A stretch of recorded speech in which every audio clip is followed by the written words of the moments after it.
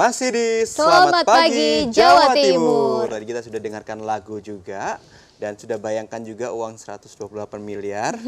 Dengan cara yang halal ya. Dengan cara yang halal saya sudah bayangkan, belum tahu nanti bagaimana untuk mendapatkannya. Betul, amin. Ya. Dan kita sekarang akan masuki segmen TVRI Menyapa.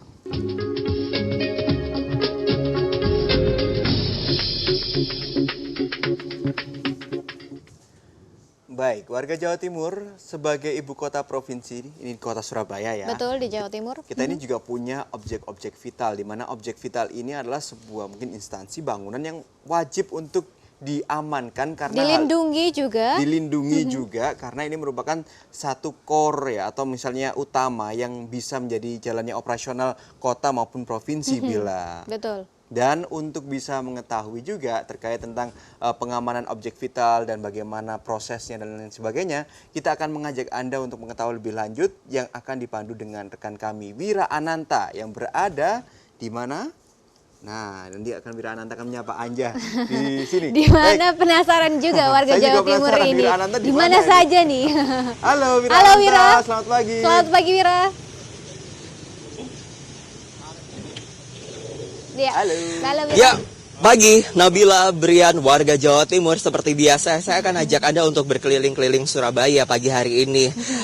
Warga Jawa Timur, pengamanan objek vital menjadi hal yang penting untuk kita bersama, untuk memastikan semuanya dalam kondisi yang aman. Tentunya ini bukan hanya tugas dari kawan-kawan kepolisian, tapi juga tugas kita sebagai warga Surabaya, khususnya warga Jawa Timur.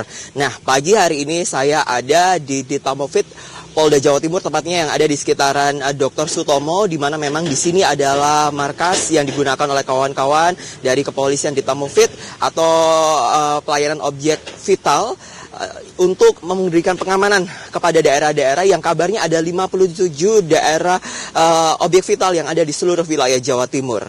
Seperti yang Anda lihat di belakang saya, warga Jawa Timur, Brian dan juga Nabila, ini adalah kendaraan-kendaraan yang biasanya digunakan oleh kawan-kawan dari Ditamovit untuk berkeliling sekaligus memberikan pengamanan kepada Anda di Jawa Timur agar Anda selalu dalam kondisi aman dan nyaman.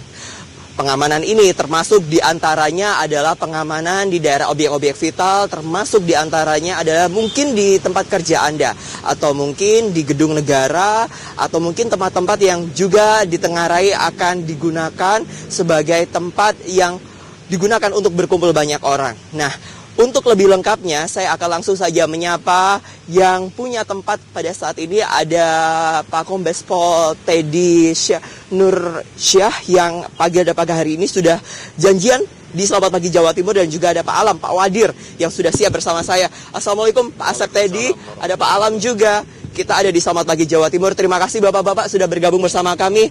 Pak Asep, Pak Teddy, boleh dijelaskan ini mobil-mobil warnanya orange Pak, lucu-lucu Pak. Kalau boleh tahu, apa sih Pak sebenarnya maknanya Pak? Ya, terima kasih, selamat pagi buat pemirsa seluruhnya. Assalamualaikum warahmatullahi wabarakatuh. Kita coba, memang ini ada semacam jati diri dari yang ada di Pamofit ataupun kepolisian yang di bidang ada Direktorat Pengamanan Objek Vital. Yang memang salah satu tugasnya itu kita melakukan pengamanan kegiatan masyarakat. Di situ ada pengamanan pariwisata, ada pengamanan daerah industri atau objek vital nasional yang ditentukan oleh langsung dari Menteri SDM. Nah, untuk di Jawa Timur ada 57, kemudian di sini juga kita ada namanya Subdit Pengamanan PIP. Biasanya itu ada pengamanan presiden, wakil presiden, para menteri, pejabat daerah dari mulai gubernur sampai dengan wali kota bupati, itu tanggung jawab kami. Pak Asep tadi, sebelum dilanjutkan lagi, mungkin boleh dikenalkan ini apa namanya partner-partner kerjanya mungkin. Monggo Pak Asep tadi. Ini mungkin buat para pemirsa, ini yang selama ini membantu kami, Pak Wadir. Ini Wadir atau Wakil Direktur, namanya Pak Saiful Alam. Ini beliau, AKBP pangkatnya. Kemudian di belakang saya ada lagi Kasubdit Pak AKBP Purnama, ini Kasubdit Waster, kawasan tertentu. Industri, pabrik, perusahaan yang seluruh Jawa Timur. Kemudian ada di sini ada Bu AKBP Minarti. Ini Kasubdit Audit. Nanti beliau itu. Iya. Ini Kasubdit Audit. Kemudian di sebelahnya ada Pak AKBP Tulus. Ini Kasubdit PIP yang sampaikan tadi. Ini beliau yang melakukan pengamanan PIP RI 1, RI 2, seandainya ke Jawa Timur, gubernur. Kemudian ada konjen di sini. atau perwakilan asing di sini kita melakukan pengamanan. Kemudian ada PAM wisata. Ini sebetulnya pejabatnya masih kosong, jadi sementara Pak Padil ini, Kompol Padil.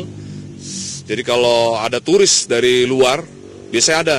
Dari Perak itu ada, lewat kapal, mereka mau jalan-jalan ke Malang atau kemana, ke Batu, tempat wisata berrekreasi, ini melakukan pengamanannya. Nah, di sini ada Pak Sutarno, ini bagian operasional yang membuat semua, jadi ada kegiatan patroli, itu semua daerah industri, pariwisata segala macam yang menggerakkannya beliau melalui sprintnya. Di belakangnya ada Pak Sudarto, jadi sebetulnya di bawahnya Pak Tulus, ini VIP. Nah, kemudian di belakangnya lagi ada Bu Mina, ini Bu Nurma ini Ibu ini Kompol Murni dibawahi oleh Pak Murnama di bawah Kasubdit Waster. Di sini ada Pak Agus bagian Renmin, tapi bagian logistik. Ya, inilah salah satu ini pemelihara ataupun yang pengemban pemeliharaan masalah kegiatan dari kendaraan, kemudian peralatan-peralatan atau alsus yang ada di Pamofit. Gitu. Wow. Ini lengkap sekali. Tapi yang juga menjadi pertanyaan, Pak Asep tadi, mengapa harus ada penjagaan alat vital di Surabaya khususnya di Jawa Timur, Pak Asep tadi? Iya, terima kasih. Saya mungkin harus sampaikan sedikit bahwa tugas pokok Polri atau tupoksi Polri itu ada tertera dalam Undang Nomor 2 tahun 2002 pasal 13. Di situ ada memelihara keamanan ketitiban masyarakat. Yang kedua, menegakkan hukum. Yang ketiga, melindungi, mengayomi, dan melindungi masyarakat.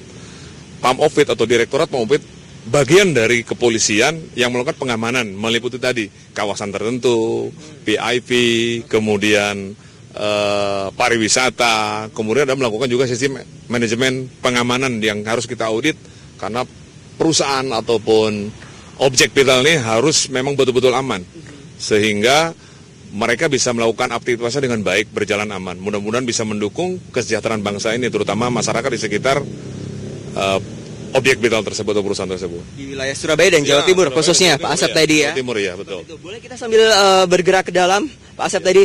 Nah, ini kalau boleh tahu, ini ada berapa banyak kendaraan Pak yang disiagakan untuk mengamankan di seluruh wilayah Surabaya, Pak? Untuk taktisnya ini di kita kan hanya ada 10 di sini, tapi juga ada roda 2. Kalau kendaraan tadi di belakang itu ada, itu di situ ada alat alsusnya, alat khusus yang dari kita di situ ada X-ray-nya, ada sekdor untuk mengamankan atau kegiatan-kegiatan masyarakat yang sifatnya di dalam ruangan tertutup. Jadi masuk ke dalam itu mereka masuknya steril gitu. Kalau kendaraan ini kita gunakan mobil-mobil ini untuk patroli. Patroli kita tidak sama dengan lalu lintas, tidak sama dengan sabara. Kita ada objek-objek yang ditentukan oleh kita. Ini yang membedakan Pak ya, objek saja yang membedakan Pak ya. Tapi secara khusus apakah ada alat khusus Pak? Saya melihat ada CCTV Pak ya, itu di dashboard Pak. Ini CCTV ini, jadi setiap pergerakan kita, apalagi sekarang teman-teman sudah punya WA. Jadi bisa kelihatan. Jadi anggota ini berada di mana, kemudian kegiatannya apa, semuanya bisa terekam di situ.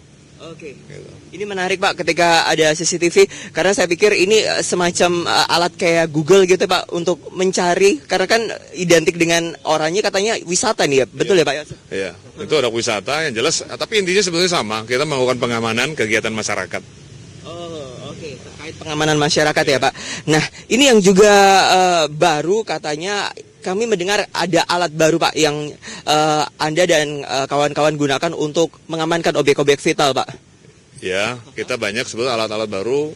Jadi setiap ini ada generasinya seperti yang X-ray tadi.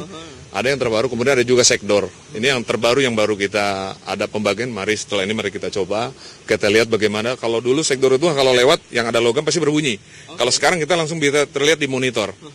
Dilambangkan kalau misalnya kita lewat ada warnanya biru, itu berarti ada logam yang nempel di badan itu langsung dan tergambar secara visual orang yang lewat. Kalau dulu hanya lewat berbunyi saja langsung diperiksa.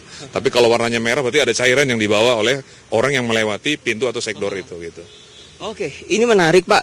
Biasanya ini digunakan untuk apa Pak, alat-alat itu Pak? Ya, biasanya kegiatan, mohon maaf ya, seperti VIP, kalau Bapak Presiden masuk datang ke sini, ke Surabaya, sifatnya ada pertemuan penting yang melibatkan banyak orang, ataupun kegiatan-kegiatan lain, semuanya bisa terjaring. Mudah-mudahan masuk ke dalam ruangan itu dalam keadaan steril. Nah, ini untuk mengantisipasi hal yang tidak diinginkan. Ini termasuk untuk acara konferensi tingkat tinggi seperti itu Pak Asep? Betul. Jadi kalau misalnya biasanya seperti kemarin ada diminta yang di Bali itu seluruh menteri keuangan itu, kita salah satunya ada alat yang dibawa juga, termasuk anggotanya operator yang berangkat ke sana. Apakah ini yang pertama artinya? Oh tidak, ini bergerak terus. Jadi Oke, artinya alat ini pertama di Surabaya atau bagaimana Pak Asep? ya, kalau untuk di Surabaya inilah yang terbaru ini. Tapi sebelumnya ada. Kalau di Indonesia bagaimana Pak? Saya rasa ada beberapa juga sama yang memang dibagi, khusus terutama yang polda-polda yang ada di kota-kota besar di Indonesia, seperti di Jawa, Surabaya, Bandung, Jakarta, mungkin Semarang, kemudian ada Medan, ada Palembang, ataupun Makassar, kota-kota besar yang memang disiapkan kemungkinan beliau-beliaunya hadir di sini. Gitu. Baik, nah ini warga Jawa Timur yang Anda lihat di visual. Ini adalah alat yang tadi saya ceritakan. Ini adalah alat dari kawan-kawan di Pamofit yang digunakan untuk mendetek pergerakan dari tamu yang datang untuk memastikan apakah mereka membawa barang-barang yang ditengarai berbahaya atau tidak, atau jangan-jangan membawa logam berbahaya seperti itu. Ada beberapa pertanyaan juga Pak Asep. Kalau seumpamanya nih, misalnya ada tamu seperti itu yang datang, tiba-tiba tamunya ini ternyata sudah melakukan oplas. Nah, seperti yang terjadi di Malaysia Pak. Sudah membawa ID card, tapi ternyata dia sudah oplas. Apakah alat ini masih bisa mendeteksi dengan adanya wajah si pemilik? Pasti, karena kalau secara visual pasti kelihatan. Di dalam ID card itu tidak akan sama, karena kecuali dia mungkin yang dengan menggunakan foto terbaru. Tapi kalau masih foto yang lama, pasti berbeda antara tampilan yang ada di audiovisual kita dengan yang di ID card. Dan itu pasti dari pertama di sini ada stopper, anggota yang mengarahkan, disuruh berhenti di sini, antri di sini, kemudian masuk ke sana. Kalau di audiovisualnya kelihatan nanti ada hal yang mencurigakan, ada anggota satu lagi di sana untuk melakukan pemeriksaan. Untuk melakukan pemeriksaan nih Pak. Ini ada total ada berapa security check Pak di sini Pak? Kalau sektor sebetulnya cukup banyak, dan ini yang terbaru yang kita tampilkan. Nanti yang berikutnya ada seperti yang biasa itu kalau ini hanya satu yang ini, kemudian yang beberapa lagi ada 10 atau 11 itu yang biasa kita gunakan kalau ada datang RI1 atau Bapak Presiden, Bapak Wakil Presiden atau Menteri, kita diminta untuk pasti disiapkan untuk itu. Jadi sekali lagi ini benar-benar untuk VVIP, untuk pengamanan daerah-daerah vital yang memang supaya tidak ada gangguan seperti itu. Baik, ini menarik Pak. Pak, sekali lagi Pak, dijelaskan kepada warga Jawa Timur, banyak yang rancu Pak, tugas yang membedakan antara kawan-kawan dari Sabara dengan di Pamofit ini apa sih Pak secara khusus Pak? Ya, terima kasih. Yang jelas untuk kepada TPRI lah, kami mengucapkan terima kasih sudah bisa meliput kami di sini. Kantor kami ini adanya di Jalan Dr. Sutomo nomor 8284. Ya, paling tidak mudah-mudahan masyarakat bisa tahu, masyarakat Surabaya dan Jawa Timur. Yang membedakan antara Sabara ataupun Samapta dengan kami, Pamofit, yang pertama mungkin dari pakaiannya seperti ini, kemudian kedua tugasnya itu tadi.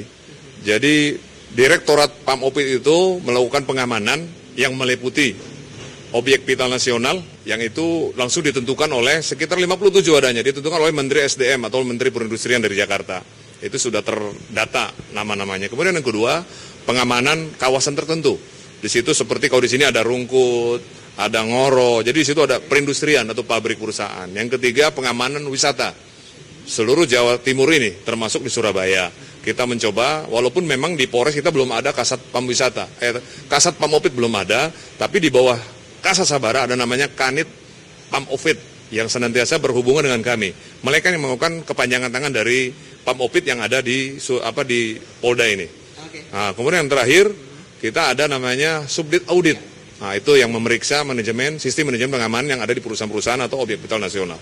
Baik, terima kasih Pak Asep tadi sudah berbagi bersama kami di Selamat Pagi Jawa Timur. Kawan-kawan terima kasih sudah berbagi, Bapak-Bapak, Ibu-Ibu terima kasih sudah berbagi bersama kami. Semoga informasi ini bermanfaat untuk Anda, khususnya untuk Anda yang mungkin akan datang ke Surabaya dan ingin lebih tahu seperti apa tugas dari kawan-kawan di Pamofit.